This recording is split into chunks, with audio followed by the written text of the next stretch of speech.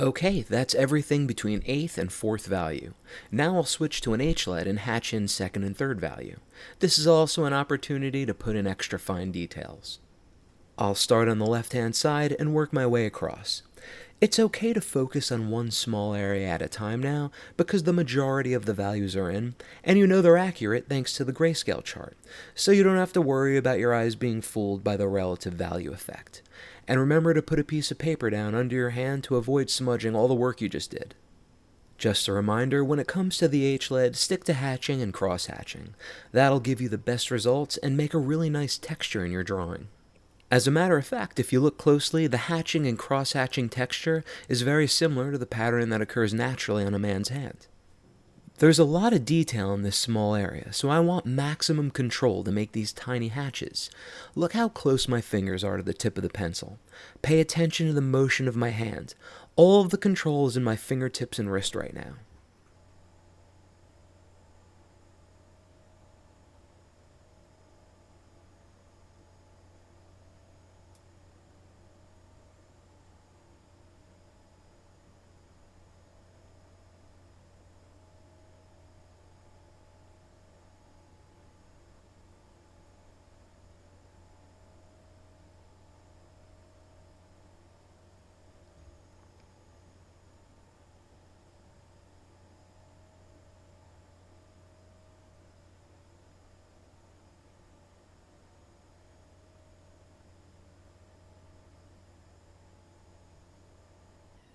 I'll just lightly extend the cracks with my H-LED as well. That'll make the transition into the rest of the hand look smoother and more natural.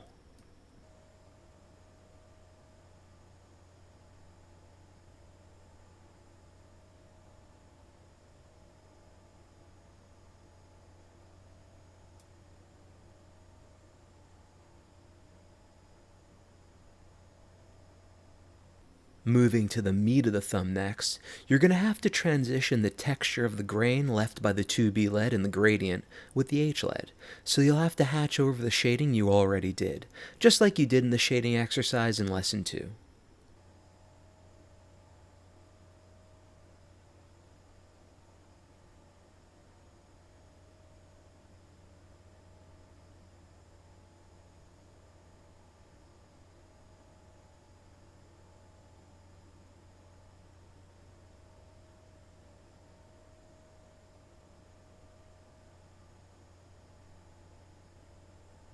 This couldn't have been achieved with a 2B lead. All that nice soft detail information would have gotten lost in the grain. This is what makes a drawing go from mediocre to outstanding and makes it look finished.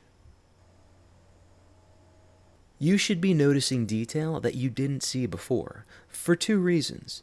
First, because you have a piece of paper covering the rest of your drawing, so your eye is honed in on one tiny area at a time. Second is because with all the broad strokes already done, your eye can focus on the more subtle values and little cracks.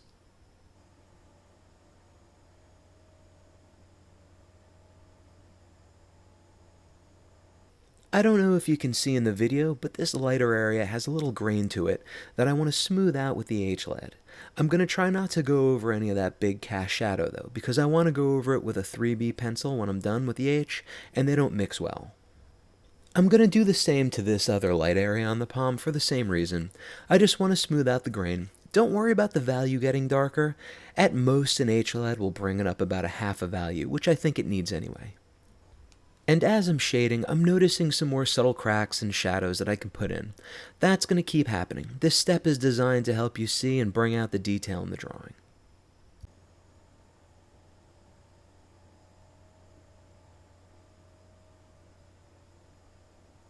Almost there. The fingers will need a lot of help because most of the shading on them goes abruptly from 9th value down to 2nd and 3rd value, but that's what this lead is for.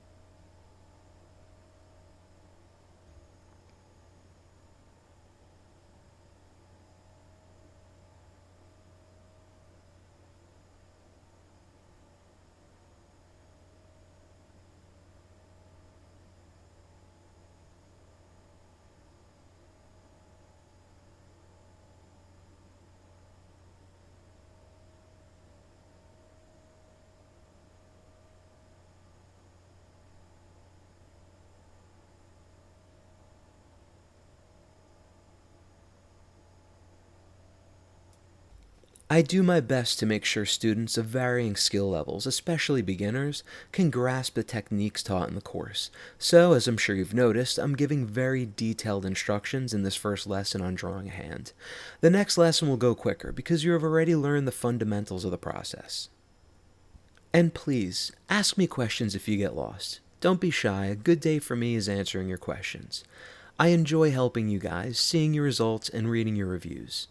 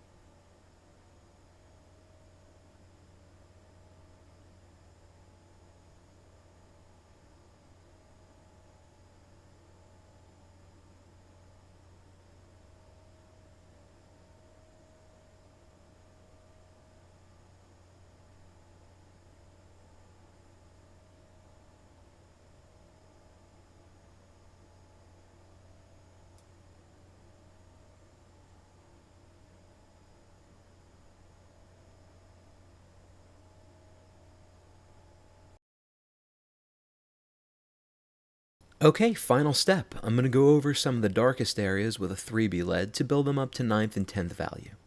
For this step, I'm going to be using a scumbling technique because I want the darkest values to blend out very softly. Again, my pencil looks different from your wood 3B lead pencil because it's mechanical, but I assure you they are exactly the same.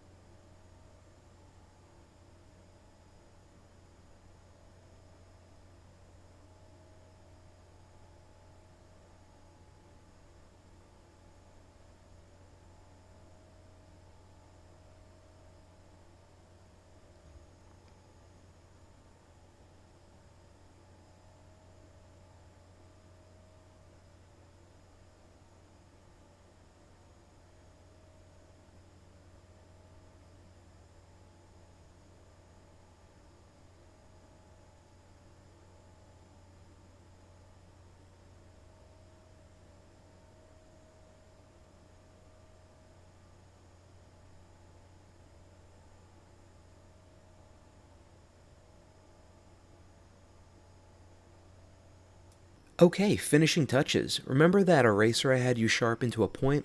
This is where it shines. Go back into your shading and lighten any area that needs to be adjusted, using a very soft cross-hatching motion. But that's not even the best part.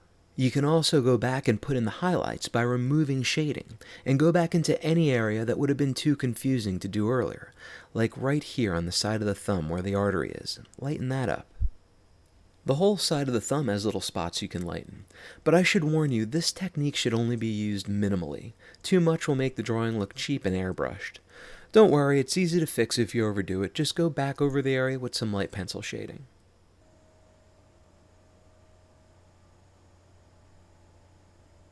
The tips of the fingers can be lightened a little.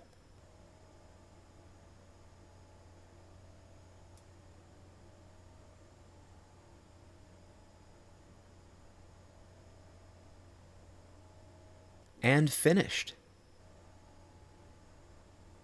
And here's your drawing checklist as promised.